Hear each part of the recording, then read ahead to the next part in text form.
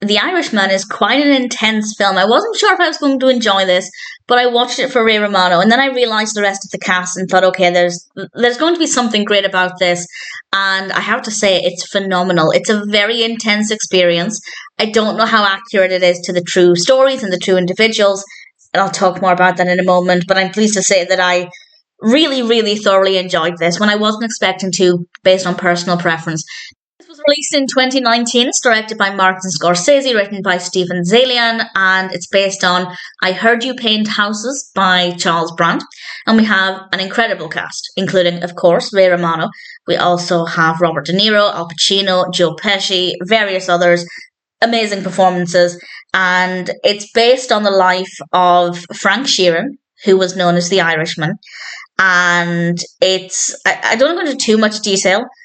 In fact, I'll read out what it says on IMDb. This basically sums up how chaotic things get. This might be, I guess, a tiny spoiler for something that happens, but this is what I had going into it. And it says it's an illustration of Frank Sheeran's life from World War II veteran to hitman for the Bufalino crime family.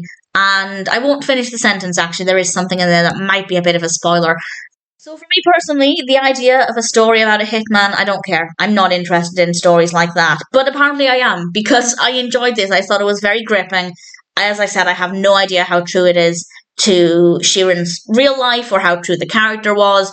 But I will say that it has a very incredible 7.8 out of 10 on IMDb across 455,000 reviews and ratings. It has a phenomenal Metascore of 94 at the time of recording, which is absolutely incredible.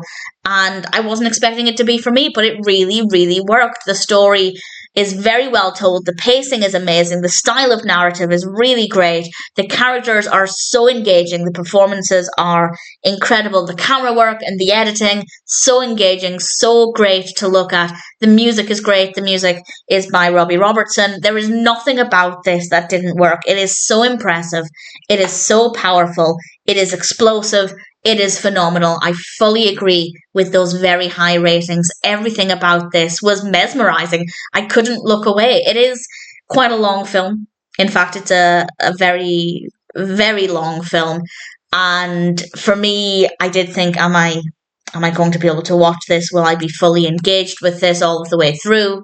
Over 3 hours is just ridiculous in general. But honestly, while I think it could be shorter, I absolutely think it could have been a little bit shorter. For the most part, I don't mind the length. I did pause it. I did have a coffee break and a pee break and various other just attempts to stretch my legs and blink for a bit. I am really terrible at blinking when I'm looking at screens. So the length for me, definitely, had I been in the cinema, it would have been too much for me. The length would have been too much. But in the comfort of my own home, watching it on Netflix, I didn't mind the length. Not a bad experience at all. So I don't mind that too much. But yeah, it definitely could have been shorter if they wanted to make it shorter. Maybe it would have worked better as a TV miniseries.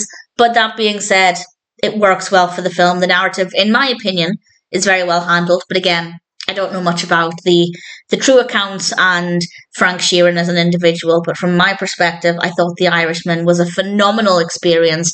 I only watched it for Ray Romano. I absolutely would not have watched it otherwise. And I'm so glad that I had a reason to check it out. The Irishman is an amazing film. If it sounds like it appeals to you, obviously check it out. But even if, like me, you kind of think, not really going to be for me, I'd say still give it a go, because it just ticks every single box. It is absolutely phenomenal. I loved every second of it. And for me to not mind a film being over 3 hours, for me, 2 hours is too long in general. Anything over 3 hours, you're really stretching it. But actually, as I said, watching it at home, that's not too bad at all. Definitely check out The Irishman. It's a pretty spectacular film.